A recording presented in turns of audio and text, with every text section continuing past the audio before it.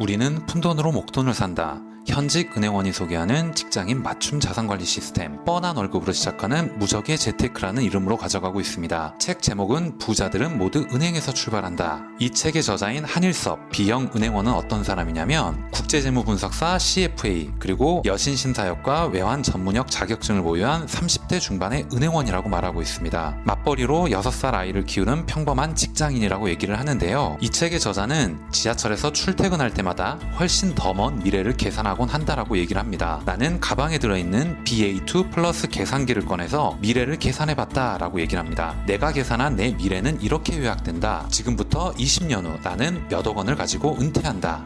이 계산의 전제 조건은 30대부터 50대까지 내 삶의 가장 빛나는 순간을 통째로 노동의 재단에 바치는 것이다. 당장 앞으로의 13시간도 버틸 자신이 없는데 20년을 견딘 뒤 내 손에 남는 돈이 고작 이거라니 납득할 수가 없었다. 그때마다 나는 현실을 잊기 위해 책을 읽었다라고 얘기를 합니다. 책은 그에게서 일종의 진통제라고 표현을 합니다. 가장 탁월했던 책은 MJ 드마코의 부의 추월차선이었다라고 얘기를 하네요. 개념을 표현하는 용어는 다르지만 동일한 이야기를 하는 책이 또 존재한다라고 얘기를 합니다. 바로 로버트 기요사키의 부자 아빠 가난한 아빠입니다. 저자의 미래 계획은 아래에 4줄로 요약된다라고 해서 프롤로그에서 제시하고 있는 문구는 뭐냐면, 첫 번째, 회사에 열심히 다닌다. 두 번째, 검소하게 산다. 세 번째, 돈을 꾸준히 모으고 투자한다. 네 번째, 끊임없이 돌을 뒤집는다 라고 표현을 합니다. 4개를 큰 틀로 이 책을 풀어나가고 있습니다. 사회초년생, 부자 첫걸음, 재테크의 출발점이기도 한 가장 중요한 한 가지는 무엇인지 이야기를 나눠보도록 하겠습니다. 부자들의 제1거래처 은행이라는 제목으로 가져가고 있고요. 부자들은 총 자산의 23.2%를 현금으로 보유하고 있습니다. 나는 그 원인이 부자들이 부자가 된 방법과 관련이 있다고 생각한다. 아무리 좋은 기회가 눈앞에 찾아오더라도 돈이 없으면 아무것도 할 수 없기 때문이다. 장기적인 예적금 투자가 어렵다는 것을 알고 있음에도 부자들이 자신의 상당한 부분을 현금성 자산에 담아두는 것은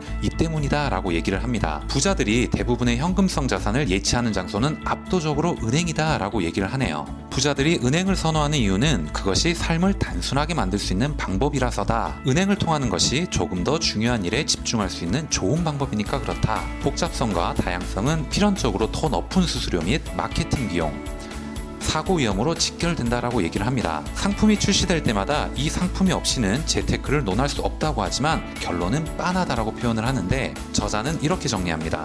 은행은 보수적이다. 상품은 혁신적이지 않고 단순하다. 부자들이 은행을 선호하는 이유는 단순한, 즉 이해할 수 있는 상품에 투자하는 것의 중요성을 알고 있어서다. 좋은 투자는 단순하고 명료하다라고 얘기를 합니다. 그러면 주거래은행이라는 매력과 장점은 무엇일까요? 은행 거래 실적은 대출한도, 대출 금리, 수수료에 직접적으로 영향을 미치죠. 상황이 나쁘다라고 하는 것을 비가 올 때라고 표현을 하는데, 비 올 때 은행이 가장 먼저 우산을 걷어가는 곳은 대출 외의 거래가 전무한 뜨내기 기업들이다 라고 표현을 합니다. 당연하다. 이때 마지막까지 우산이 남아있는 곳은 자신을 주거래은행으로 삼고 오랜 기간 동고동락한 기업이 될 수밖에 없다. 이것은 합리적인 행동이다 라고 얘기를 합니다. 기업 상당수는 20년 가까운 시간이 지났음에도 절대 주거래은행을 바꾸지 않는다라고 표현을 합니다. 살다 보면 결국 담보대출이든 신용대출이든 받아야 할 일이 생기기 마련입니다. 아이 유학자금을 송금하거나 해외 부동산을 구입하는 일이 발생할 수도 있다라고 얘기를 합니다. 이때 이 모든 일을 처리할 수 있는 금융기관은 은행이 유일하다라고 표현을 하네요. 그리고 은행의 거래 실적은 이런 모든 은행 상품의 가격에 영향을 미친다. 부자들이 하나의 주거래 은행에 집중하는 것은 장기적으로 이런 혜택의 효용이 크다는 것을 이해하기 때문이다 라고 얘기를 하네요. 또한 저자는 은행에서 누릴 수 있는 비금전적 서비스를 언급하고 있습니다. 은행에서 제공하는 컨설팅 서비스를 얘기를 하는데 무료임에도 상당히 질이 높다라고 얘기를 합니다. 어느 정도의 수익성이나 거래 실적 기준을 충족시켜야 하지만 딱히 어려운 수준은 아니다. 급여이체, 예금, 신용카드, 대출 등의 거래가 하나의 은행에 모여 있고 거래 연수가 누적된다면 누구나 자문 서비스를 이용할 수 있다라고 얘기를 합니다. 부자들 대부분이 머리를 싸매고 책상에 앉아서 세금 공부를 하지 않아도 낮은 유효세율을 부담하는 것은 이들이 은행을 통해 적절한 전문가와 쉽게 소통할 수 있기 때문이다.